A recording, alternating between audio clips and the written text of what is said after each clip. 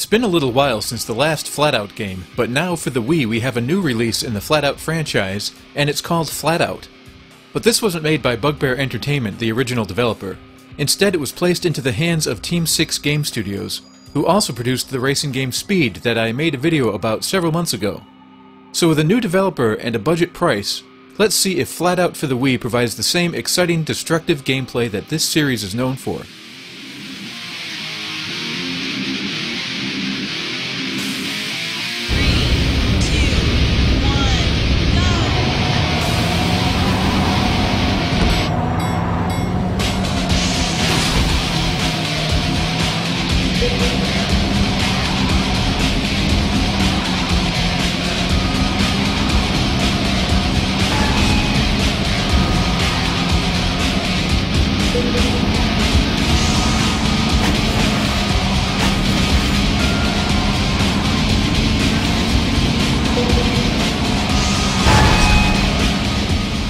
This game has 4 modes: Race, Stunt, Battle Arena, and Car Basher.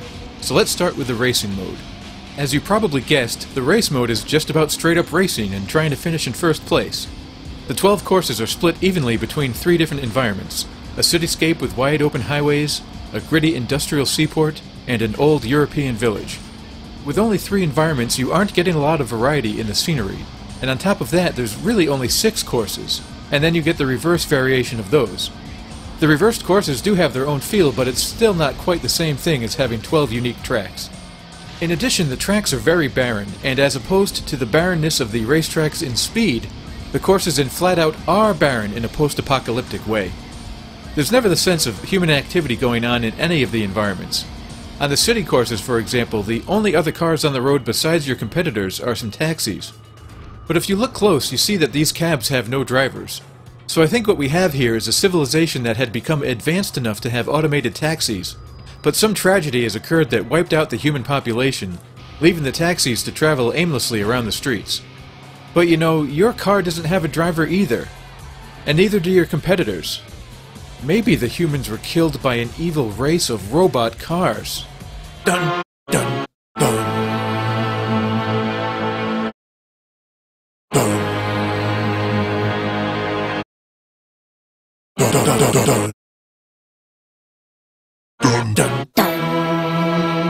You control your car by rotating the controller like a steering wheel, and of course you also have the standard gas, brake, and handbrake buttons, plus Super Boost and the Aggressor move. The Super Boost provides a speed boost, and the Aggressor move slows time down, and is meant to be used when you're behind an opponent's car, so you can line it up and crash into it, knocking it out of your way. There are 2 meters associated with these abilities. The boost meter is filled by damaging other cars, destroying objects in the game fills your aggressor meter, and performing jumps will fill both. The graphics have a lot of blur, but generally look pretty nice. The cars are decent looking as well, and the damage effects look good. All in all, on paper it sounds like a good game. But there's some problems here. First, there are only 3 computer-controlled opponents. Also, the tracks in previous versions of FlatOut are littered with tons of objects to smash through, like tires, crates, fences, just tons of stuff. Here there's not that much to crash into, and the stuff that is there is usually along the edge of the track and not that easy to reach. Also, there are many different cars to unlock, and while they do handle differently from each other, none of them are fast. But these things wouldn't be deal breakers if the game was challenging at all. Unfortunately, the races are just way too easy. You can see me driving around here just crashing into stuff on purpose, but I still won this race by over 12 seconds. That shouldn't happen on even the easiest of difficulty settings. And FlatOut for the Wii doesn't actually have difficulty settings. After finishing first in all the races, I'd hoped to unlock a harder setting, but unfortunately it didn't happen. So despite the robot taxis, I really have little interest in going back driving in these slow, easy races. But all is not lost. There's still 3 other modes to talk about. Next up is the stunt mode. Here you perform stunts that all center around driving fast down a short track and sending your driver's body out the windshield at some target in order to get points.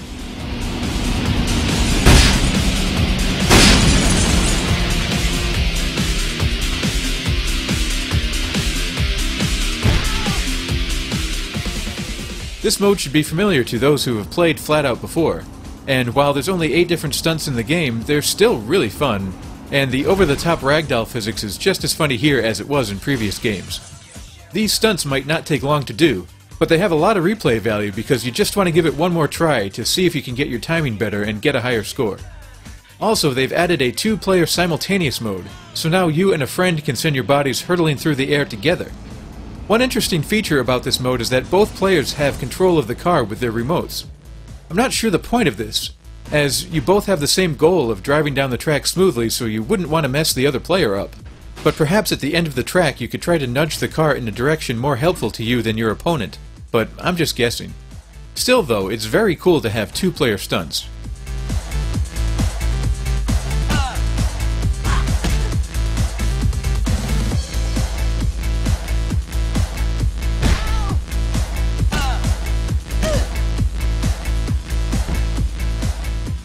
The third mode is the Battle Arena, which is a classic demolition derby for 1 to 2 players against a bunch of computer-controlled cars. This arena is not just a simple bowl, it's got several different areas and traps like a wall of fire, and it's pretty well designed. And as opposed to the regular racing mode, the computer AI here is quite good and aggressive. They'll hunt you down and try to smash you with impunity, but it never feels like they are just ganging up on you. There aren't any power-ups except for the health bonuses, but luckily there are a lot of those, as you'll need them because you only have one life. The battle arena is fun, though when it's down to just you and the last CPU opponent, it can sometimes take a while for someone to get knocked out. The only real problem is that this is the only arena. I would have liked to have seen some simpler levels that kept the cars closer together to encourage more mayhem, and also just to provide some variety. So this mode is fun, but sadly limited to just this lone arena. The final mode is Car Basher, and this is just very silly. All you do here is smash up a car, and if you demolish it completely before time runs out, you unlock it to use in the other modes.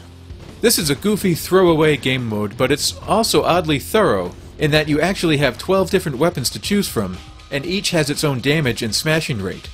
Some weapons are slow but do more damage per hit, while others are relatively weak but allow you to smash away at a faster rate. All you do is make a hammering motion with the Wii remote, and when you've destroyed one section, use the D-pad to move to the next part of the car and start smashing that. Occasionally, an area on the car will light up in green, and if you get to it in time, you'll get a little bonus multiplier. Car Basher can also be played by 2 people, and there's not much more to say about it. You'll want to do it to unlock the extra cars, but probably won't play it much after that.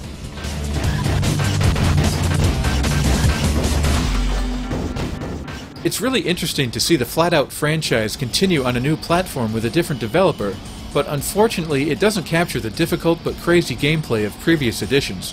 The racing specifically is just way too easy to offer much enjoyment.